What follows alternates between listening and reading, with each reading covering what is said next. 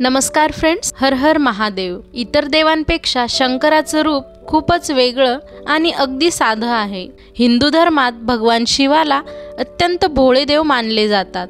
भोळा शंकर असे म्हणतात। महादेव, उमापती, भोलेनाथ, उमेश, गंगाधर, त्रिनेत्र, त्र्यंबक, नीलकंठ, महेश, रुद्र, शंकर, शंभू, शूलपाणी, सदाशिव, सांब, गौरीहर, दीनानाथ अशा अनेक नावांनी भोलेनाथांना ओळखले जाते। सर्व देवतांमध्ये श्रेष्ठ म्हणून त्यांना महादेव असे संबोधले जाते। समुद्रमंथनातून निर्माण झालेले विष प्राशन करून ते आपल्या कंठात साठविल्यामुळे त्यांचा गळा निळ्या रंगाचा झाला, म्हणूनच त्यांना नीलकंठ किंवा नीलग्रीव असे म्हटले जाते। समस्त प्राणीमात्र व पशूंचे स्वामी असल्याने ते पशुपती म्हणून ओळखले जातात।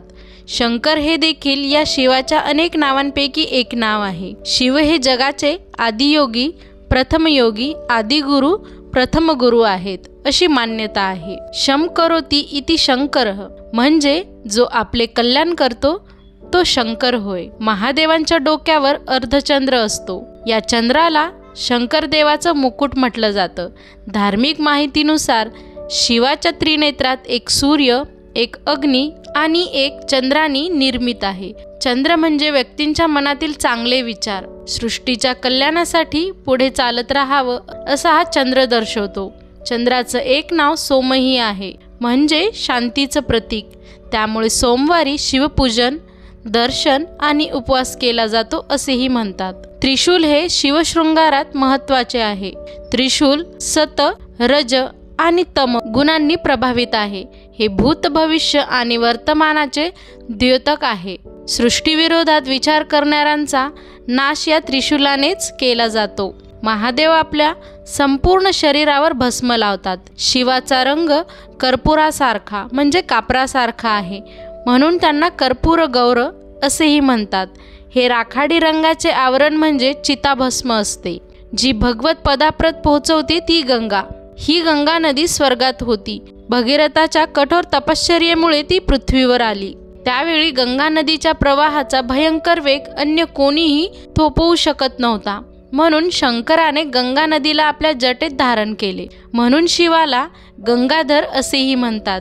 गळ्यामध्ये वासुकी नाग हा भगवान शिवाने गळ्यात घातला आहे। नागाला शिवाचे आयुधही मानले जाते, त्यामुळे शिवाला नागेंद्र असे देखील संबोधले जाते। व्याघ्रांबर वाघ हा रजतमांचे प्रतीक आहे। अशा वाघाला मारून शिवाने त्याचे आसन केले आहे। रुद्राक्ष आध्यात्मिक क्षेत्रात खूप महत्त्वाचे आहे। रुद्राक्ष हे भगवान शिवाच्या अश्रूंपासून निर्माण झाल्याचे मानले जाते। रुद्राक्षामुळे सकारात्मक ऊर्जा मिळते। महादेवाच्या पायातील कडा हे स्थिर आणि एकाग्रता दर्शवते। योगीजनही महादेवाप्रमाणेच एका पायात कडा घालतात।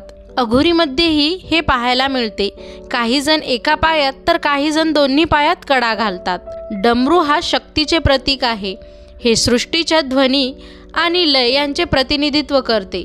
शिवशंकराची पूजा लिंग स्वरूपात केली जाते। भगवान शिवाला बेलपत्र प्रिय आहे। अशाच नवनवीन माहितींसाठी चॅनलला नक्की लाईक, शेअर आणि सबस्क्राईब करा। धन्यवाद।